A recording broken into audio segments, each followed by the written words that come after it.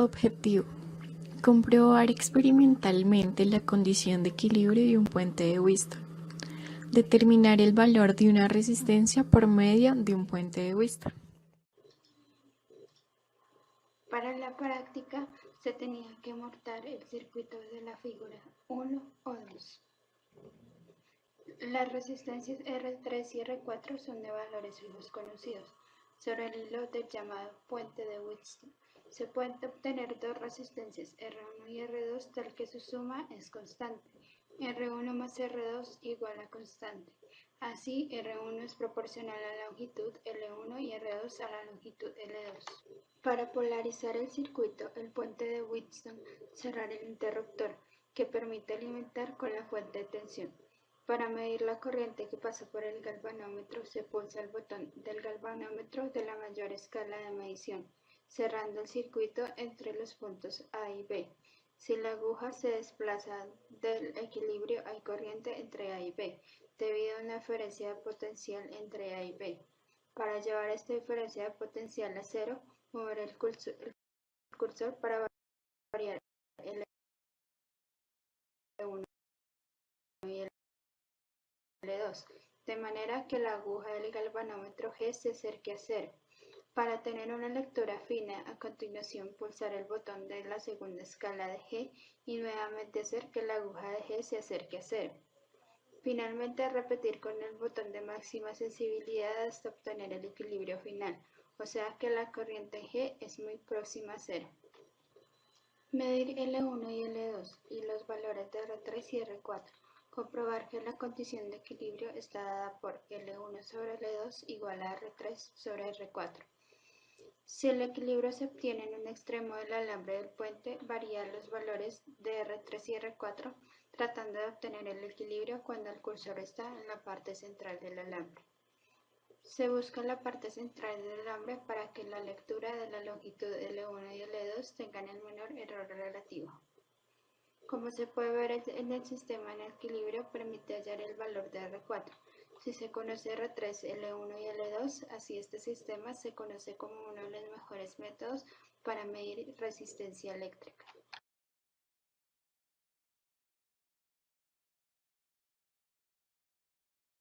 Para cada montaje se tomaron dos resistencias fijas. Como se puede ver en el grupo 1 era la de 988 ohms y otra era de 10,2 ohms, esto siendo los valores de R3. Se tenían tres resistencias las cuales iban variando y estas tomaban los valores de R4. También se tomaron dos longitudes las cuales iban variando dependiendo del galvanómetro, el cual debía estar en equilibrio, es decir, en cero. Para el grupo 2, los valores fijos eran la resistencia 2, las cuales tenían un valor de 1000 ohmios y 10 ohmios.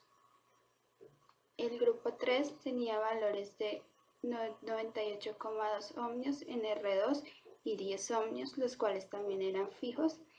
Y el grupo 4 tenía un valor de 1 kiloohmio en la resistencia 2 y 10 ohmios en la resistencia.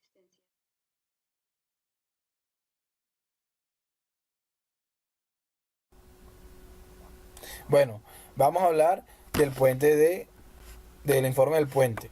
Aquí está el grupo, podemos ver el grupo 1, el grupo 2,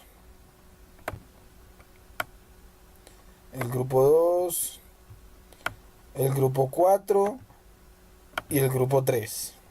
Entonces, ¿para esto qué se hizo? Para hallar el error se usó el valor teórico y el valor experimental. ¿Cómo se dio el valor teórico? El valor teórico se halló con L1 sobre L2 y el valor experimental se halló con R3 sobre R4. Después de eso usamos la fórmula valor teórico menos valor experimental sobre valor teórico por 100 y nos arroja estos resultados. Entonces, ya sabiendo esos resultados, uno puede sacar el promedio que automáticamente Excel me lo bota. Entonces, ya sabiendo cómo sacar el promedio, yo puedo concluir que el grupo que tuvo mayor error en el montaje 1, porque hicimos dos montajes, fue el grupo 3, ya que en el montaje 1 tuvo un error de 5,9%. Y en ese mismo montaje hubieron dos grupos que tuvieron el mismo error, pero fue un error bajito, fue un error de 1%, que fue el grupo 4, como podemos ver, 1,0%, y el grupo 2, que también tuvo un error de 1,0%. Entonces, ya viendo eso, pudimos concluir que el mayor error fue el grupo 3 y el menor error fue el grupo 2 y el grupo 4. En el segundo montaje podemos ver que el que tuvo mayor error fue el grupo 4. El grupo 4, ya que tuvo un error de 4,8%. Y el grupo que tuvo menor error fue el grupo 2, ya que tuvo un error de 0,9%. Ya después de hacer eso, de hallar los errores y explicar las tablas que nos mandaron nuestros compañeros, voy a hablar del qué tal si. ¿Qué tal si la resistencia fuera máxima? O sea, el valor fuera más grande, el error fuera más grande, el error fuera más chiquito. ¿Qué pasaría si la resistencia fuera máxima? ¿O qué pasaría también si la resistencia fuera mínima? El valor puede ser más grande, más chiquito, el error.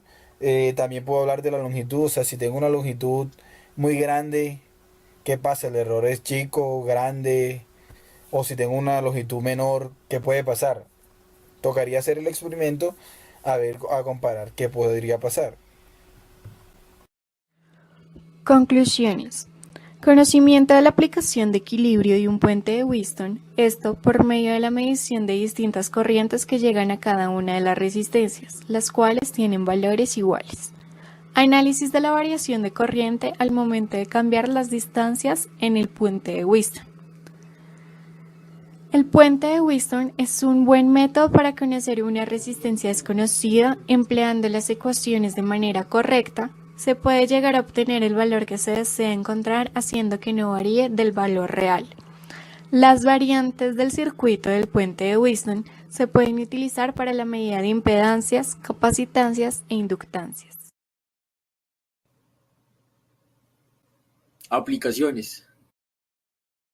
El puente de Wheatstone se utilizan distintos aparatos de medición, como lo que viene siendo el manómetro. Un manómetro es un instrumento de medida de la presión en fluidos y en circuitos cerrados. Miden la diferencia entre la presión real o absoluta y la presión atmosférica, llamándose a este valor presión manométrica. El puente de Wheatstone también es utilizado en la resonancia paramagnética.